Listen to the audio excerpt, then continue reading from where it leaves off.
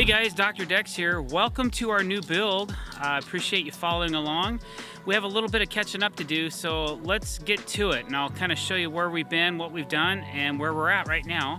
If you like what you see today, please don't forget to click that subscribe button and hit the bell icon to be notified when we put out new content. All right, let's check this deck out. All right, so what we have here is the joist detail, the beam detail. We have this upper deck framed, and it's on a curve, and we still have to frame up the lower deck, but we have all the boards bent for the stairs already. We have the surface borders bent for the decks. Right now we're installing a waterproof bladder on the top of this joist frame. Homeowner decided they wanted to have some dry space under here for storage over here and for entertaining down here. Eventually they're gonna do like a paver patio or something down there.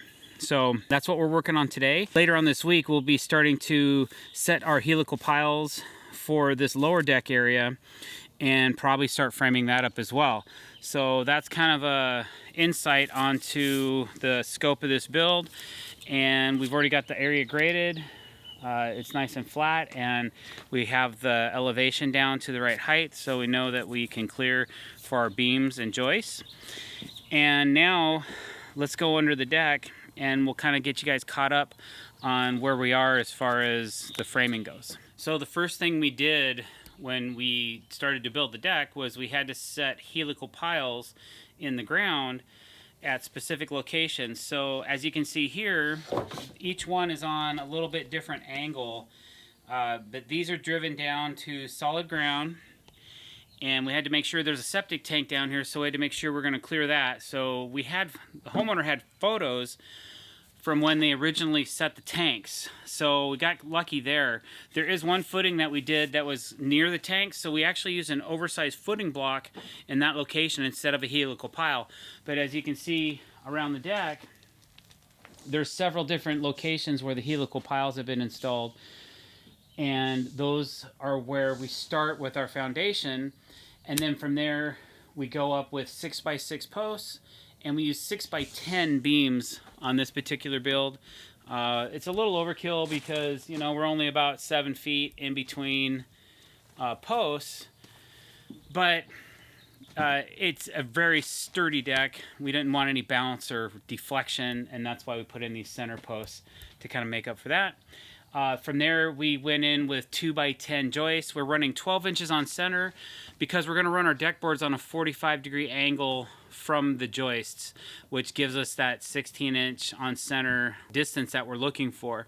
So the entire deck is framed 12 inches on center.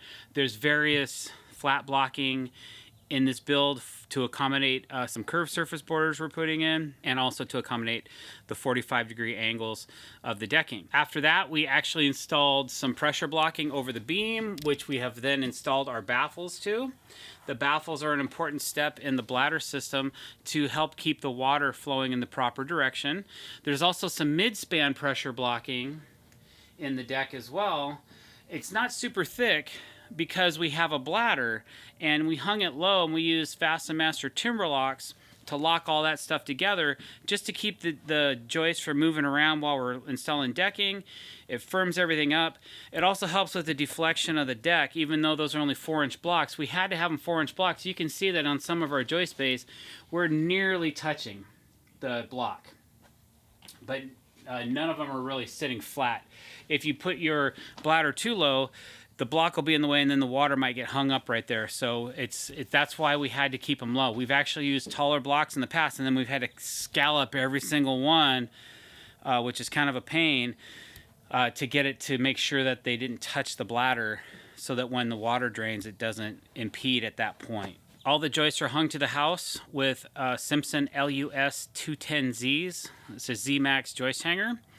And then anywhere that we didn't use a hanger and we had an area where there was a joist like on a 45-degree angle, we used a LS90Z and either Pico nails or Simpson SD screws, mostly Simpson SD screws for those brackets. Pretty standard construction for us. Now that the joisting is all done and the beams are all set, we're installing the bladder. That consists of an EPDM pond liner that we've cut down into pie shapes so that we can create a dish that tapers from the house out to the beam where the water will collect and drain, and then it's all going to collect near these baffles.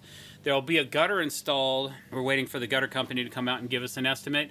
There'll be a gutter installed against this beam for all the water to drain into, and then it'll be downspouted and then caught. There's like an underground drainage system that the client's going to tie all this stuff into once we have it guttered and downspouted. So that's about it right now, guys. That's where we're at on this build. Follow along and see how we do today.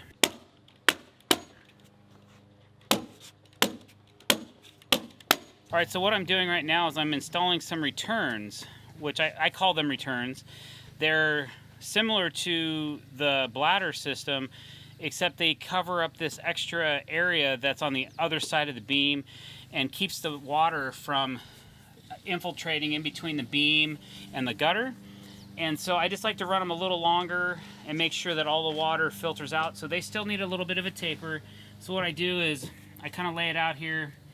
I put a couple marks on the bladder with a pencil and I pull this away, and you can kind of see that if this didn't get covered, water, rain, whatever could get in between here and it could leak behind it and then it wouldn't be contained. So we do these returns to make sure that things don't get wet on the compromising areas where the gutter is going to be. So that's what I'm doing right now. Oops, I went a little too far with my caulk on that one. So that's what the pencil lines are for, but I guess I missed my pencil line. But anyway, so now that that's on, I kind of know where I need to be. So I'll put this on like so, and kind of mush the caulk down, and then give this a little bit of taper to make sure that the water goes this way. It goes this way and then it drains into this and it goes back that way and then it ends up dropping into the gutter. And then I'll staple that down. We're going to tape over the top of this, so a little extra caulk here and there isn't really going to hurt.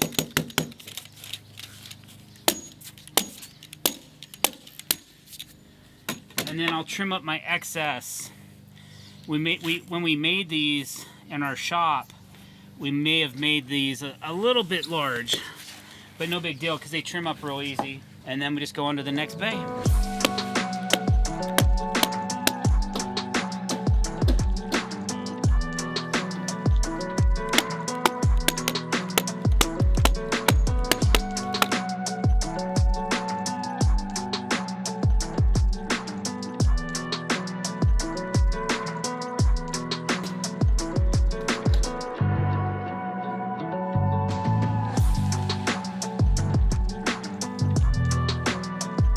Think fast. So what? Not fast enough.